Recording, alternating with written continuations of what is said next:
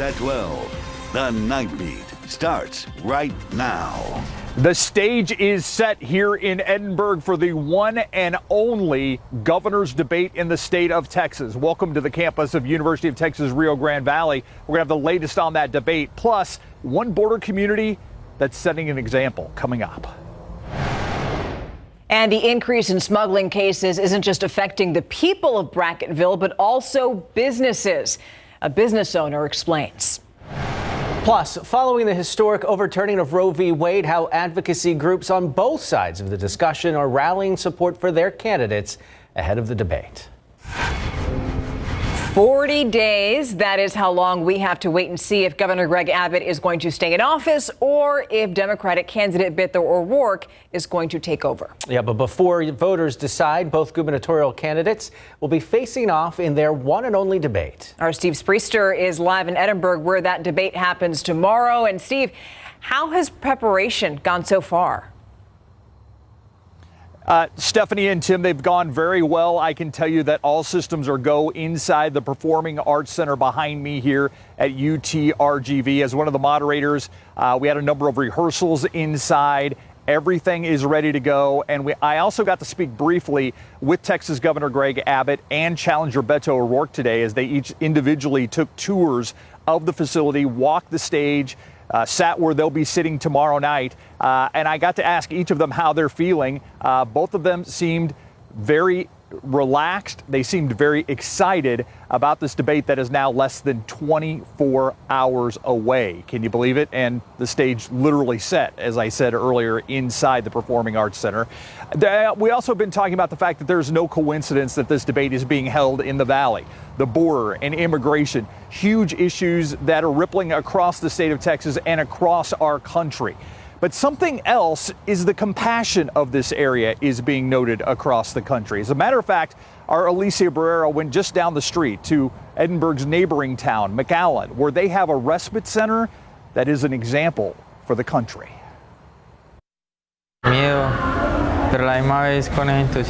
Scared but excited, Cristian Salvador says he crossed the Rio Grande River with his son, sister-in-law, and other family just days ago. He says it was pouring down rain as they defied the river's powerful current, but they finally made it here. He says Catholic Charities Humanitarian Respite Center in downtown McAllen has welcomed them, offering food, clothes, and even legal advice. We have attorneys come here on a daily basis, and all I want them to know what's next. What do I have to be careful about? Sister Norma Pimentel, director of Catholic Charities in the Rio Grande Valley, started the Respite Center in the halls of Sacred Heart Catholic Church back in June 2014 during the surge of unaccompanied children arriving to the U.S. Families, governments, county governments, city governments, all of us just join together in an effort to restore human dignity. Now it's a center others are wanting to model after, including San Antonio, Washington, D.C., Chicago, and New York City, with the mayor, Eric Adams, sending delegates down to get a firsthand look at the operations. We were able to speak to them and to share our best practices as to what we do and why and how we do it. It's also always important for all of us to find ways to protect the innocent, the vulnerable, those that are exposed to the dangers of someone who has no respect for human life. And we, of course, had to bring up the situation in San Antonio of migrants being lured onto these chartered flights. And nothing like that has ever happened here in the Rio Grande Valley that we know of. And we asked Sister Norma how she's able to do it. And she says it's really by keeping migrants indoors, as this is usually a short stay of about 24 hours. And earlier we talked about the flow. It's been slower. And she says that on average, according to Border Patrol, they bring in about 250, maybe 300 migrants a day. And then usually there's another group of about 150 migrants. And those are usually the ones that have turned themselves in at a bridge, at a port of entry, surrendered to Border Patrol to seek asylum. So, Steve, even though things are slowing down here, there's still a big need.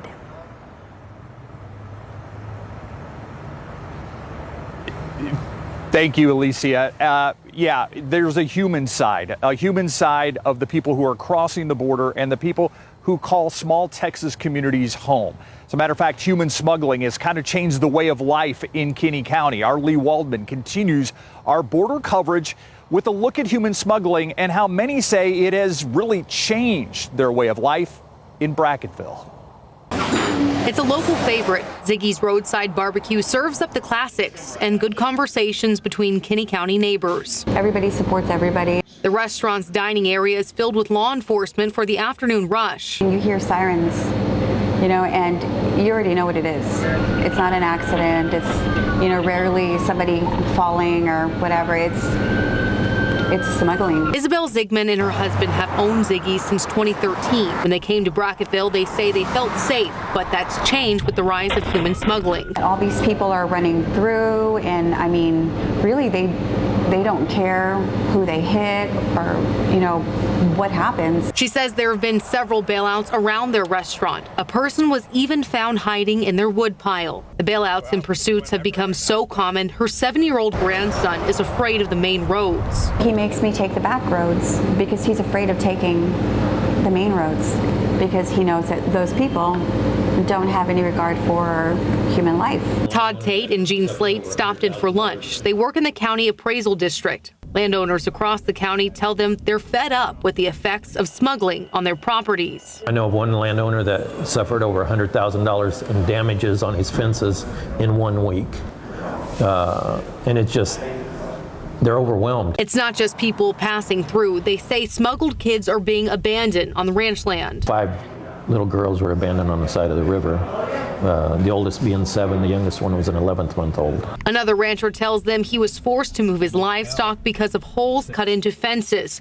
Water well damage has also been reported in the area. Leaving valves open or busting pipes and that kind of stuff. But wells are also getting affected because they're pulling the wiring out of the wells to try to get their cell phones charged. If this pace keeps up, Tate fears ranchers could leave the area entirely, damaging the local economy along with it. Lee Waldman, KSAT 12 News. The immigration issue, border issues, security will certainly be part of the things that will be asked of both candidates tomorrow.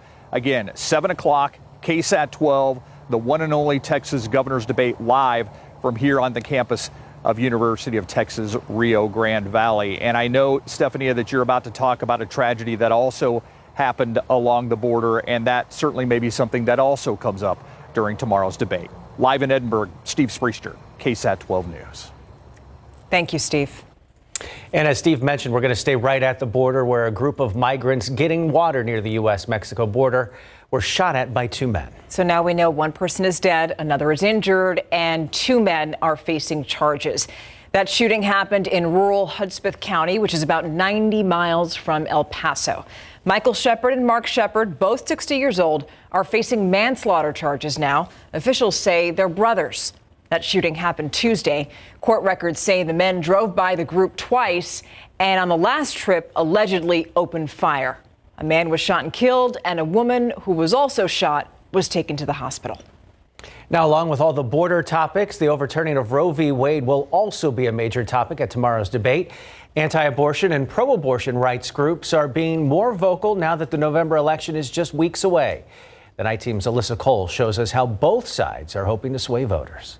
When it comes to women's reproductive rights in Texas, there are 2 main groups taking sides: supporters of abortion rights and anti-abortion advocates. If we're talking about human rights, that's what we want to vote for. Those who will uphold the very fundamental, foundational right to life. So people are pro-abortion and pro-choice, and we just hope that there's a candidate that keeps that in mind and aligns with that. We spoke with Kathy Torres, the organizing manager of Frontera Fund RGV, a group responsible for funding out-of-state abortion travel for South Texas and border women.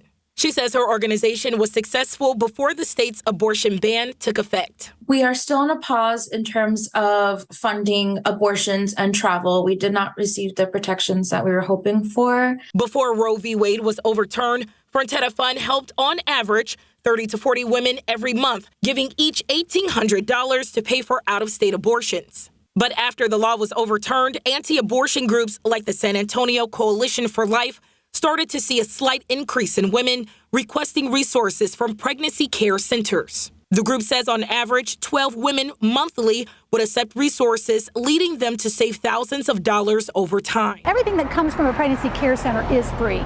So all the diapers and the maternity clothes and the car seats and the monetary help. Voters are hoping both gubernatorial candidates address the complexities of abortion during Friday night's debate to give voters a clear sense of where they stand so they can pick their candidates before Election Day.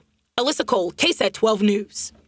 And here's a reminder about tomorrow's debate. We're also holding a virtual watch party for our KSAT insiders. Myra Arthur and I will join you virtually. We'll be chatting with you online, giving you context about the topics that come up during the debate. As you just heard Steve say, the debate is going to be held at UTRGV. And Steve's going to be a panelist. That's this Friday at 7 p.m. And just a reminder that Election Day is November 8th. Now for a look at your headlines in your Nightbeat News Flash. The principal at Churchill High School is urging parents to speak up if they see something in school that shouldn't be there. And this is coming after a student was arrested for bringing a weapon to campus. Officials say another student reported it to a teacher. Police found the student and arrested him. Police say that he told them he was just holding it for a friend. The school district says there was no active threat from that incident. A hidden camera inside a fake device sparking a very real investigation by UTSA police. University police say that someone put a camera in a fake smoke detector at University Oaks. The on-campus apartments are owned and operated by a private third-party company. The apartment staff is going to be testing the detectors to make sure that they're working. Now, if you live in those apartments and you see anything suspicious, call UTSA police. That number is 210-458-4242. And that's a look at your Nightbeat News Flash. Looking ahead to tomorrow, a major road closure on Commerce Street. It'll be fully closed between St. Mary's and Soledad Streets downtown. The closure will last until Sunday, October 2nd. It's all due to a crane being dismantled and removed from that area, so make plans accordingly if you're going to be in that area. A fall from grace for this local grocery store after losing nearly 20 points, what they were ordered to stop doing immediately when we return. A convenience store ordered to stop selling pizza and pickles, a tavern full of flies, and serving tongs covered in mold. These are just a few of the violations cited by health inspectors after recent visits to San Antonio food business. It's this week's Behind the Kitchen Door.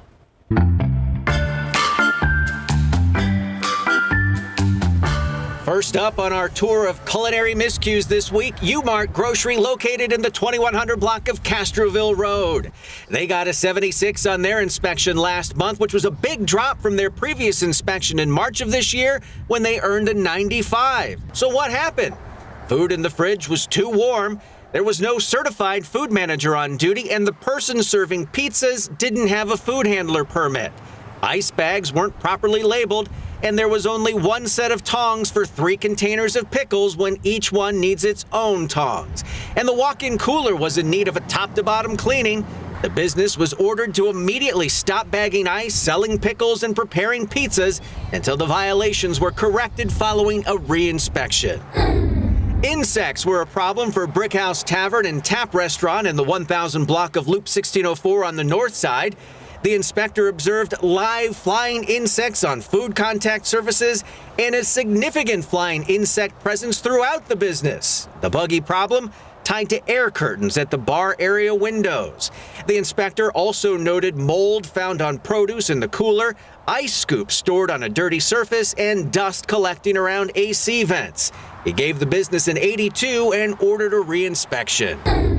Walter's Food Mart in the 2100 block of Burnett Street got an 83. They had violations for a deli cooler that was too warm, and tongs next to a pickle jar were soiled with food and mold. The hand-washing sink was serving as a personal storage area. It was full of plates, open drinks, glasses, deodorant, and alcohol. But there were no paper towels. There were dead bugs and other debris found in the cold hold units for food, and a drain in the deli cooler had a vast amount of mold and algae buildup. The owner told the inspector the kitchen is no longer in use. And that's this week's Behind the Kitchen Door.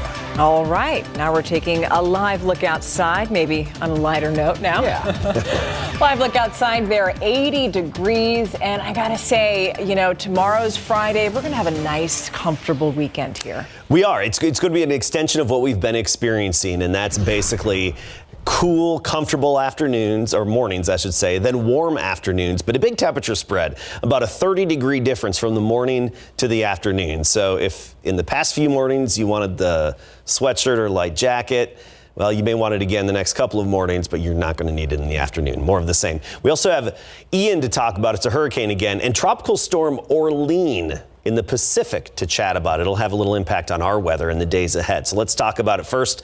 Quiet around Texas. Of course, we could use some rain. We need the moisture, but we're not getting any moisture anytime soon. We've got the dry air in place, and this is the latest look at Category 1 Hurricane Ian. Max sustained winds right around the eye wall of 85 miles per hour, gusting up to 100. It's headed toward South Carolina right now, actually strengthening a little bit tonight. You can see that in the satellite imagery. The cloud top's getting quite a bit cooler, especially on that northeastern fringe of the eye wall. Center of circulation right here on the bottom of the screen, just east of the Florida Peninsula here, basically due east of Jacksonville, and that's pushing northward. It's headed towards South Carolina tomorrow, likely to make it as a Category 1, maybe a Category 2, somewhere between Charleston and Myrtle Beach. Then it'll continue to fall apart very quickly throughout its trek from South Carolina through North Carolina on into the mid-Atlantic states of Virginia and West Virginia, with remnant rain for those locations. Tropical Storm Orlean, right here on the bottom of your screen where you see the spinning pinwheel indicating the tropical storm symbol. Max sustained winds at 50, gusting to 65, likely to become a Cat 1 or Cat 2 hurricane over the next few days and make landfall in northwestern Mexico here along the west coast of Mexico as a Cat 1 or a tropical storm, and then push northward into Mexico and disintegrate as they do very rapidly in that higher terrain. For us, it's going to throw some moisture our way. Take a look at our futurecast. Extra clouds coming in the mid and upper levels of the atmosphere, but that's it. It'll add some variety to our sky, give us some moisture, but not moisture in the sense of rain. Sometimes we get moisture from those systems in terms of rainfall. That's not going to be the case. Still, we don't have the rest of the ingredients. It's going to give us the mid and upper level moisture, just not everything else. Year to date, this year is the driest year from January 1st up until this date that we have on record here in San Antonio. 79 in Castroville right now. New Braunfels at 75. For the most part, a mixture of some upper 60s, 70s to right near 80 degrees right now, but temperatures falling off quickly. And tomorrow morning, this is what you can expect. Gonzales, 55. Uvalde, 56. Outlying areas generally mid to upper 50s, downtown probably about 60 degrees. But by and large, most of you watching right now, most of you are going to have morning temperatures in the mid and upper 50s. Seguin 58, Bernie 55, and for the most part, mid upper 50s. So another pleasant start to the day, but we warm up quickly to near 90. Here's a 12-hour forecast. 7 a.m., 60 degrees, but by 10 a.m., we're 15 degrees warmer. And then by noon, we're up to 85 with the high temperature right near 90. No big temperature changes, mid 80s for highs by the early part of next week with the little extra cloud cover. Looking good. Thanks, Adam.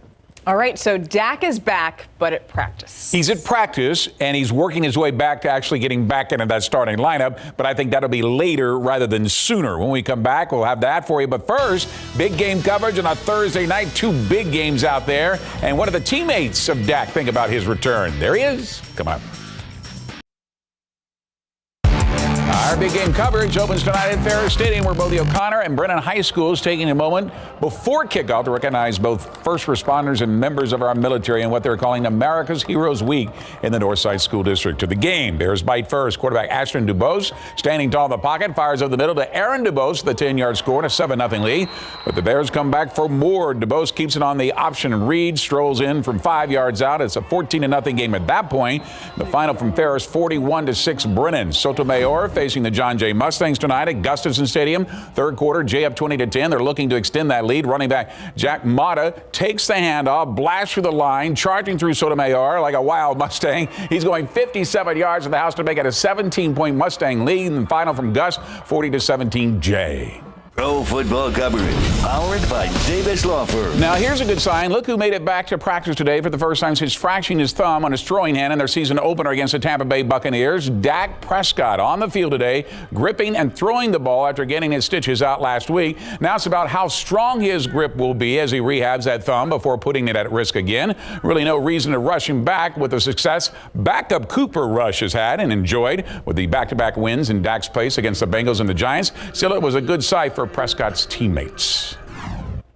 Yeah, we're definitely ready to have four back, but we got to do what we got to do while he's not here, and have his team and the record as in shape as we can until he gets back. We don't want to speed up the process just because we want to put the longevity of the season, but obviously as he knows now, while he's out, Coop got us, and then we got full faith in 10, and we're going to ride this wave until 4 get back. All right, tight end Dalton Schultz returned to practice today as well for the Cowboys following a knee injury. Joining him at practice today was safety Jaron Curse, who's also recovering from a knee injury, and DeMarcus Lawrence, who working out after having to lead the Giants game briefly with a foot injury following his career game at 3 sacks. Kickoff against the Commanders on Sunday is at high noon, and KSAT 12 Sports will be there. While the Cowboys have produced back-to-back wins to improve to 2-1, the Houston Texans are still looking for their first of the season. The closest they have come was their 2020 tie in their season opener against the Colts. Since that time, they have lost to the Broncos in Denver, and most recently the Bears in Chicago, even though they were in position to win that game until quarterback Davis Mills gave up an interception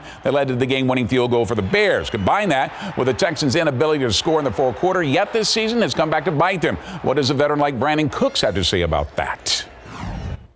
At the end of the day, it's about finishing, not being able to finish, mainly with touchdowns in the red zone versus field goals. That's just the name of the game in these past 3 weeks. In order to do that, you just got to, execute better at the end of the day. All right, kickoff between the Texans and the Chargers on Sunday is also at noon at NRG Stadium. The night before, the UTSA Roadrunners visit the Blue Raiders of Middle Tennessee. Next.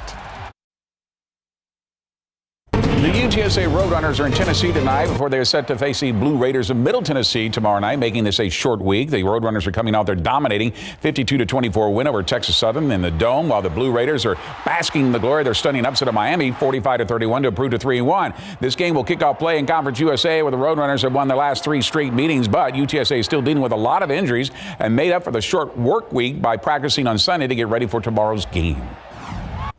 Obviously, we want some guys back, but we're comfortable with who we have, and we're going to go out there and play football. Everybody was recruited the same way.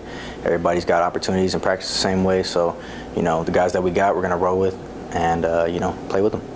All right, kickoff between the Roadrunners and the Blue Raiders tomorrow night set for 6:30. We have our second injury for the Spurs before the preseason even tips off. Joining Keldon Johnson is recovered from a dislocated right shoulder. Now as Josh Primo is down after suffering a medial collateral ligament sprain of his left knee. That means he will miss the start of the preseason. But for Zach Collins, who only played in 28 games last year after recovering from an ankle injury that forced him to miss all of the previous season, he's just happy to be healthy. Not being able to focus on the skills of the game and the thinking of the game and my body and other ways, and just rehabbing an ankle, it's been unbelievable. It's been I wish I could get those summers back, but I can't, so I tried to make it up this summer, and it was a lot of fun. All right, first preseason game Sunday night in Houston. Tua Tagovailoa, playing for Miami tonight, suffered a horrific head injury and neck injury this evening. He had to be taken to the hospital for examination, and the fact is he should never have been on the field after suffering what apparently was a concussion in the game on Sunday, especially in a short week on a Thursday. There'll be a lot to talk about that tomorrow. Very disturbing video. Mm-hmm. Thank you, Greg. All right, we'll be right back in 2 minutes. All right, here's a look at the Drought Monitor updated today. Really not any better compared to last week. We haven't had much rain, obviously. Still, we're in need of some rain, especially in and around Bexar County and immediate surrounding counties. Extreme and exceptional drought. 61% of the state considered in drought. Luckily, now we're down to just 1% of the state in exceptional drought. And of course, that has to be in parts of our area. Sunny and dry, just a little added cloud cover by Sunday and Monday. Just enjoy the weekend. Yep. All right, well, that does it for us. Good Morning San Antonio starts at 4:30. Good night. Good night.